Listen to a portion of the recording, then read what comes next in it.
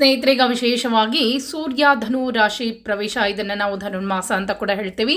ಈಗ ಸೂರ್ಯ ಧನು ರಾಶಿಯನ್ನು ಪ್ರವೇಶಿಸಿದ ಮೇಲೆ ದ್ವಾದಶ ರಾಶಿಗಳ ಮೇಲೆ ಯಾವ ರೀತಿ ಪ್ರಭಾವವನ್ನು ಬೀರ್ತಾನೆ, ಯಾಕಂದರೆ ಎರಡು ಪ್ರಮುಖ ಗ್ರಹಗಳು, ವಿಶೇಷವಾಗಿ ಸೂರ್ಯನನ್ನು ನಾವು ನವಗ್ರಹಗಳಲ್ಲಿ ಅತ್ಯಂತ ಪ್ರಮುಖ ಗ್ರಹ ಅಂತಲೇ ಹೇಳ್ತೇವೆ.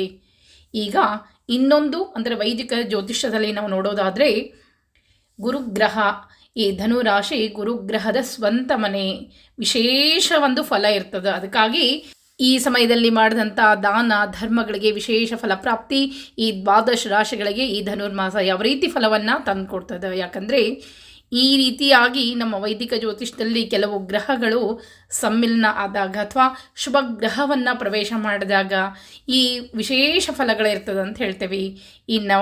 ಅಷ್ಟು 12 ರಾಶಿಗಳ ಮೇಲೆ ಸೂರ್ಯ ಯಾವ ರೀತಿ ಪ್ರಭಾವವನ್ನು ಬೀರ್ತಾನೆ, ಏನೇನು ಫಲವನ್ನು ಕೊಡ್ತಾನೆ, ಕೆಲವರಿಗೆ ಗೊತ್ತಿಲ್ಲದ ಹಾಗೆ ಅದೃಷ್ಟ ಬಂದ್ಬಿಡ್ತದೆ. ಇನ್ನು ಕೆಲವರಿಗೆ ಕೆಲವೊಂದು ಸಮಯದಲ್ಲಿ ಬಹಳಷ್ಟು ಅಪವಾದಗಳಾಗಿರ್ಬೋದು, ತಾನೇ ಏನೋ ಮಾಡಲಿಕ್ಕೆ ಹೋಗಿ ಏನೋ ಒಂದು ಕೆಟ್ಟದ್ದಾಗೋದಾಗಿರ್ಬೋದು. ಈ ರೀತಿಯಾಗಿ ಕೆಲವರಿಗೆ ಮಿಶ್ರ ಫಲಗಳಾಗಿರ್ಬೋದು. ಒಂದು ರಾಶಿ ಇನ್ನೊಂದು ಗ್ರಹವನ್ನು ಪ್ರವೇಶ ಮಾಡಿದಾಗ, ಅಂದರೆ ರಾಶಿಯ ಸ್ವಂತ ಮನೆಯನ್ನು ಪ್ರವೇಶ ಮಾಡಿದಾಗ 6 ರಾಶಿಗೆ ವಿಶೇಷವಾದ ಫಲವನ್ನು ಕೊಡ್ತದೆ. ಈಗ ದ್ವಾದಶ ರಾಶಿಗಳ ಮೇಲೆ ನೋಡ್ತಾ ಹೋಗ್ಬಿಡೋಣ. ಮೊದಲನೇದಾಗಿ ಮೇಷರಾಶಿಯನ್ನು ತೆಗೆದುಕೊಳ್ತಾ ಇದ್ದೀನಿ. ಮೇಷ ರಾಶಿಯ ಜಾತಕವನ್ನು ಅವಲೋಕನ ಮಾಡಿದರೆ ಪಂಚಮ ಸ್ಥಾನದ ಅಧಿಪತಿ ಸೂರ್ಯ ಅಂತ ಹೇಳ್ತೇವೆ. ಈಗ ನವಮ ಭಾವದಲ್ಲಿ ಸಂಚಾರವನ್ನು ಮಾಡ್ತಾ ಇದ್ದಾನೆ. ಧನುರಾಶಿ ಪ್ರವೇಶ ಮಾಡಿದ ಮೇಲೆ ಮೇಷರಾಶಿಗೆ ನವಮ ಭಾವದಲ್ಲಿ ಸಂಚಾರವನ್ನು ಮಾಡ್ತಾ ಇದ್ದಾನೆ. ಈ ನವಮ ಭಾವವನ್ನು ನಾವು ಪೂರ್ವ ಪುಣ್ಯದ ಫಲವನ್ನು ನೋಡ್ತೇವೆ. ಇದು ಅತ್ಯಂತ ವಿಶೇಷವಾಗಿರುವಂಥ ನಮಗೆ ಈ ನವಮ ಸ್ಥಾನ ಬಹಳನೇ ಒಳ್ಳೆಯದು. ಯಾಕಂದರೆ ಅಲ್ಲಿ ಶುಭಗ್ರಹಗಳು ಬಂದಾಗ ನಮಗೆ ವಿಶೇಷ ಫಲಪ್ರಾಪ್ತಿ ಅಂತ ಹೇಳ್ತೀವಿ. ಈಗ ಮೇಷರಾಶಿಗೆ ಅತ್ಯಂತ ಶುಭಗ್ರಹ ಆದಂಥ ಸೂರ್ಯ ಬಹಳಷ್ಟು ಒಳ್ಳೆಯ ಫಲಗಳನ್ನು ಕೊಡಲಿಕ್ಕೆ ಬಂದಾನ. ಹಣಕಾಸು ವಿಷಯದಲ್ಲಿ ಹೇಳಬೇಕು ಅಂದರೆ ಆರ್ಥಿಕ ಸಂಕಷ್ಟ ಈಗ ನಿಮಗೆ ದೂರ ಆಗುವಂಥ ಸಮಯ, ಅದೃಷ್ಟ ಕೂಡ ತರ್ತಾ ಇದ್ದಾನೆ. ಬಹಳಷ್ಟು ಒಳ್ಳೆಯ ಸಮಯ ನಿಮಗೆ. ಆರೋಗ್ಯ ಕೂಡ ಒಳ್ಳೆಯದು. ಇನ್ನೂ ಒಂದು ವಿಷಯ ಅಂದರೆ ಈ ಸಮಯದಲ್ಲಿ ರಾಹು ಕೂಡ 11ನೇ ಮನೆಯಲ್ಲಿ ಸಂಚಾರವನ್ನು ಮಾಡ್ತಾ ಇರೋದ್ರಿಂದ ನಿಮ್ಮ ಆರ್ಥಿಕ ಸ್ಥಿತಿ ಇನ್ನೂ ಒಂದು ಸ್ವಲ್ಪ ಒಳ್ಳೆಯದಾಗ್ತದೆ. ಆದಷ್ಟು ಖರ್ಚುಗಳನ್ನು ಕಡಿಮೆ ಮಾಡಿ ಕೂಡಿಟ್ಕೊಂಡು ಸ್ಥಿರ ಆಸ್ತಿ ಅಥವಾ ಚರ ಆಸ್ತಿಯನ್ನು ಖರೀದಿ ಮಾಡುವಂಥ ಸಮಯ ಆದ. ಸ್ವಲ್ಪ ಕಷ್ಟಪಟ್ಟರೆ ನಿಮ್ಮ ಕೈಗೆ ಹಣ ಬರ್ತದೆ. ಇನ್ನು ದ್ವಾದಶ ಭಾವದಲ್ಲಿ ಶನಿದೇವರ ಸಂಚಾರ ಆದ. ಆದಷ್ಟು ಆರೋಗ್ಯದ ಕಡೆಗೆ ಸ್ವಲ್ಪ ಗಮನವನ್ನು ಕೊಡಬೇಕು. ಪೂರ್ವ ಪುಣ್ಯದ ಫಲವಾಗಿ ಈ ನವಮಾಧಿಪತಿಯಾದ ಈಗಂದರೆ ನವಮ ಸ್ಥಾನದಲ್ಲಿ ಸಂಚಾರವನ್ನು ಮಾಡ್ತಾ ಇರುವಂಥ ಸೂರ್ಯ ಆದಷ್ಟು ನಿಮ್ಮ ಕುಟುಂಬದಲ್ಲಿ ಸಂತೋಷ ಸಮೃದ್ಧಿಯನ್ನು ತರ್ತಾನೆ. ಈ ಎಲ್ಲ ಒಳ್ಳೆಯ ಫಲಗಳು ನಿಮಗೂ ಹೆಚ್ಚು ದೊರೆಯಬೇಕು ಅನ್ನೋದಾದರೆ ನೀವು ಈ ರವಿವಾರ ಆಗಿರ್ಬೋದು ಅಥವಾ ಗುರುವಾರ ಆಗಿರ್ಬೋದು, ಯಾವುದಾದ್ರೂ ನಿಮ್ಮ ಮನೆ ಹತ್ತಿರುವಂಥ ದೇವಸ್ಥಾನ ಅಥವಾ ಗುರುಗಳ ದೇವಸ್ಥಾನ ಅಂದರೆ ಗುರುಗಳ ಮಠ ಆಗಿರ್ಬೋದು, ಎಲ್ಲಿ ಇದ್ದರೆ ಗೋಧಿ ತುಪ್ಪವನ್ನು ಕೊಟ್ಟರೆ ಒಳ್ಳೆಯದು. ಯಥಾಶಕ್ತಿ ಎಷ್ಟು ತುಪ್ಪನೋ ಎಷ್ಟು ಗೋಧಿನೋ ನಿಮ್ಮ ಅನುಕೂಲ ತಕ್ಕಂತೆ ಗೋಧಿ ದಾನ ಮಾಡೋದು ಅತ್ಯಂತ ಶ್ರೇಷ್ಠ ಅಂತಲೇ ಹೇಳ್ತೇನೆ. ಇನ್ನು 2ನೇ ರಾಶಿ ವೃಷಭ ರಾಶಿ. ವೃಷಭ ರಾಶಿಗೆ ಚತುರ್ಥ ಭಾವದ ಅಧಿಪತಿ ಸೂರ್ಯ ಅಂತ ಹೇಳ್ತೇವೆ. ಈಗ ಅಷ್ಟಮ ಭಾವದಲ್ಲಿ ಸಂಚಾರವನ್ನು ಮಾಡ್ತಾ ಇದ್ದಾನೆ.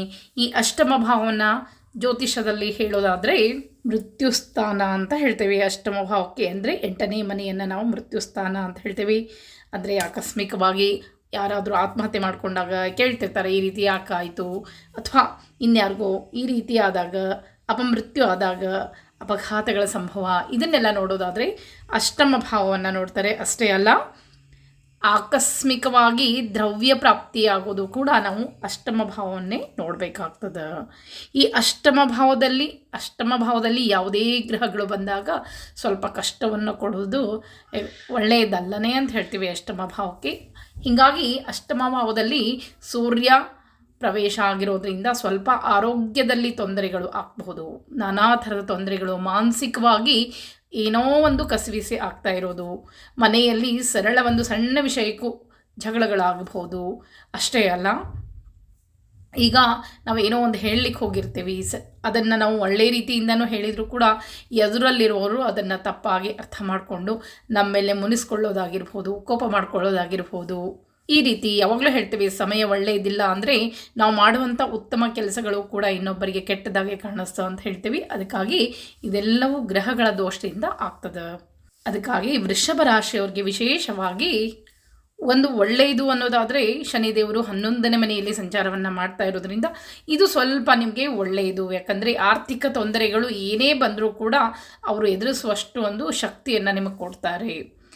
ಅಕಸ್ಮಾತ್ ನೀವೇನಾದರೂ ಹಳೆಯ ಮನೆಯನ್ನು, ವಾಹನವನ್ನು, ಈ ರೀತಿ ಇರುವಂಥ ವಸ್ತುಗಳನ್ನು ನೀವೇನಾದರೂ ಮಾರಲಿಕ್ಕೆ ಬಂದಿದ್ದರೆ ಈ ಸಮಯದಲ್ಲಿ ನಿಮಗೆ ಒಳ್ಳೆಯ ಲಾಭ ಸಿಗ್ತದೆ.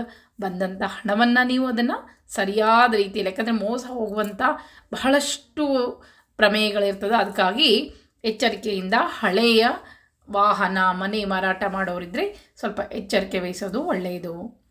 ಸೂರ್ಯನ ಜೊತೆಗೆ ಕೇತು ಕೂಡ ನಮಗೆ 4ನೇ ಸ್ಥಾನದಲ್ಲಿ ವೃಷಭ ರಾಶಿಯವ್ರಿಗೆ ಇರೋದ್ರಿಂದ ಆರೋಗ್ಯ ಆದಷ್ಟು ಈ ಧನುರ್ಮಾಸದಲ್ಲಿ ಕೈ ಕೊಡೋದು ಜಾಸ್ತಿ ಅಂತಲೇ ಹೇಳ್ತೀವಿ.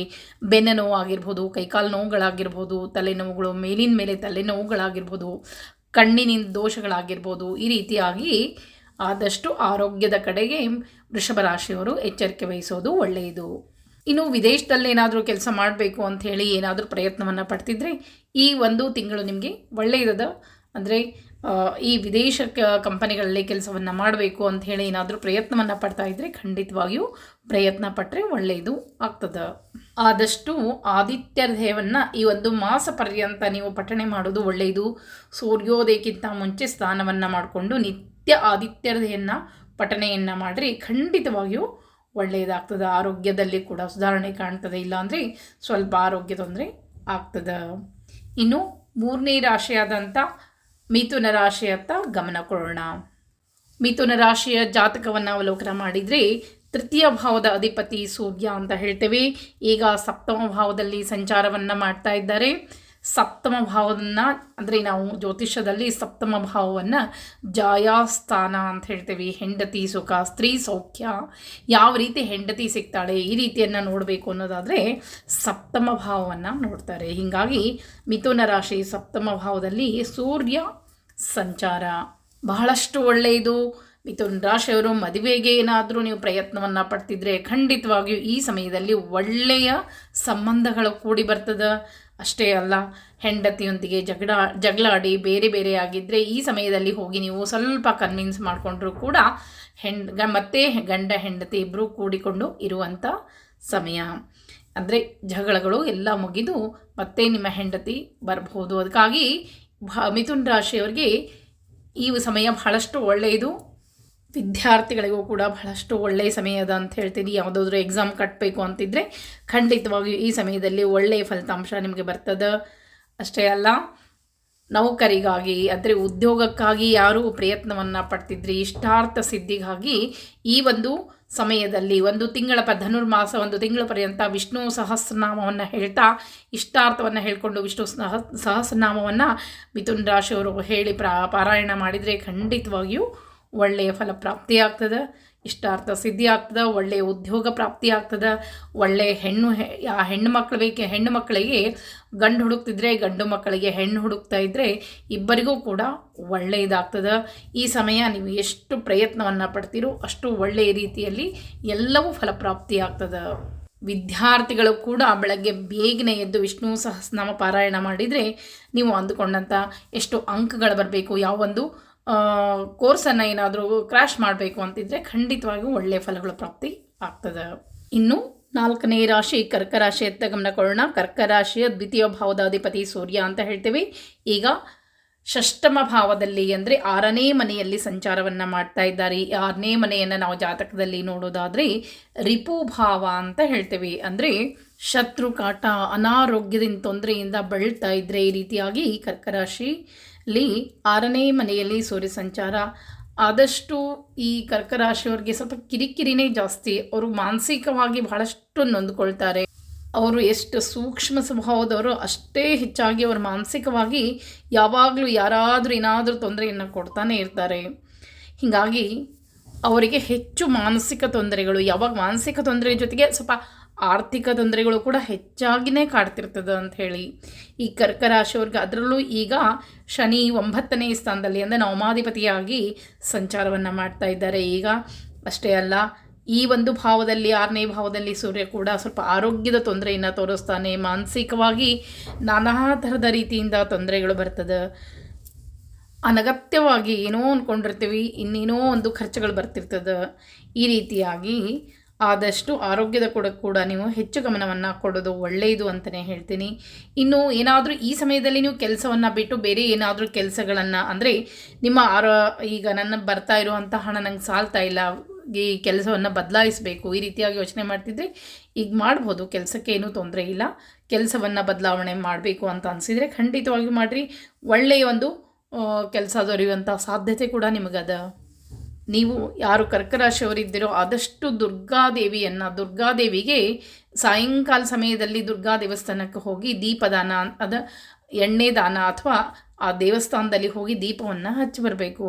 ಅಥವಾ ಅಲ್ಲೇ ಏನು ದೀಪವನ್ನು ಹಚ್ಚಿರ್ತಾರೋ ಆ ದೀಪಕ್ಕೆ ನೀವು ಯಾವ ಎಣ್ಣೆಯನ್ನು ಬಳಸ್ತಾರೆ ಆ ಒಂದು ದೇವಸ್ಥಾನದಲ್ಲಿ ಆ ಎಣ್ಣೆಯನ್ನು ನಿಮಗೆ ಸಾಧ್ಯ ಆದಷ್ಟು ನಿಮ್ಗೆ ಕೊಡ್ತಾ ಹೋಗಬೇಕು. ಅಂದರೆ ನಿಮ್ಗೆ ಎಷ್ಟು ದಿವಸ ಸಾಧ್ಯನೋ, ಈ ಒಂದು 5 ಶುಕ್ರವಾರನೋ, ಒಂದು 5 ಮಂಗಳವಾರನೋ, ಈ ರೀತಿಯಾಗಿ ನೀವು ದುರ್ಗಾ ದೇವಸ್ಥಾನಕ್ಕೆ ಹೋಗ್ತಾ ಇರಿ. ಕರ್ಕರಾಶಿಯವರಿಗೆ ಬಹಳಷ್ಟು ಒಳ್ಳೆಯ ಫಲಗಳು ತಂದು ಕೊಡ್ತದೆ.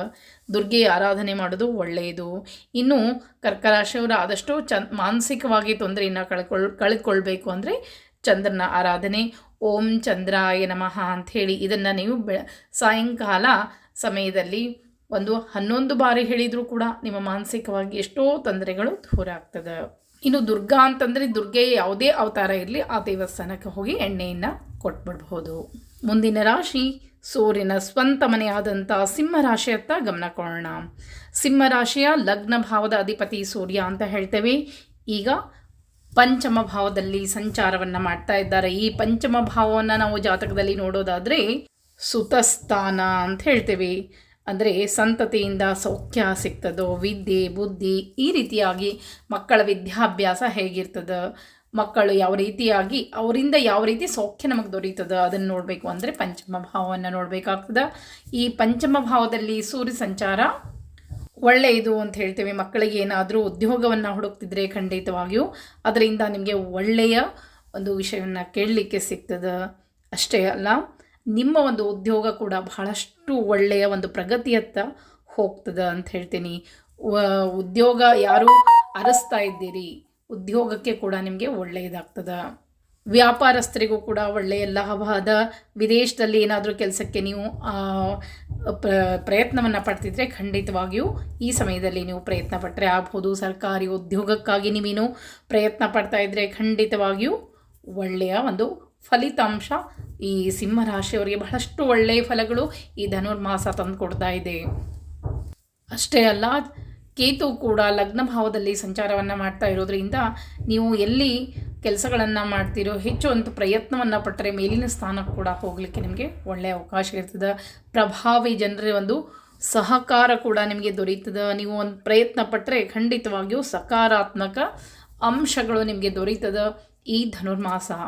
ವಿದ್ಯಾರ್ಥಿಗಳಿಗೂ ಕೂಡ ಬಹಳಷ್ಟು ಒಳ್ಳೆಯ ಕಾಲ ಈ ಧನುರ್ಮಾಸ. ಏನಾದರೂ ಒಳ್ಳೆಯ ಯಾವುದಾದ್ರೂ ಒಳ್ಳೆಯ ಎಕ್ಸಾಮ್ಗಳನ್ನ ಕಂಡಕ್ಟ್ ಮಾಡ್ತಾ ಇದ್ರೆ ಈ ಮಾಸದಲ್ಲಿ ನೀವು ತೆಗೆದುಕೊಳ್ಬಹುದು. ಒಳ್ಳೆಯ ಫಲಿತಾಂಶ ಕೂಡ ನಿಮಗೆ ಪ್ರಾಪ್ತಿ ಆಗ್ತದೆ.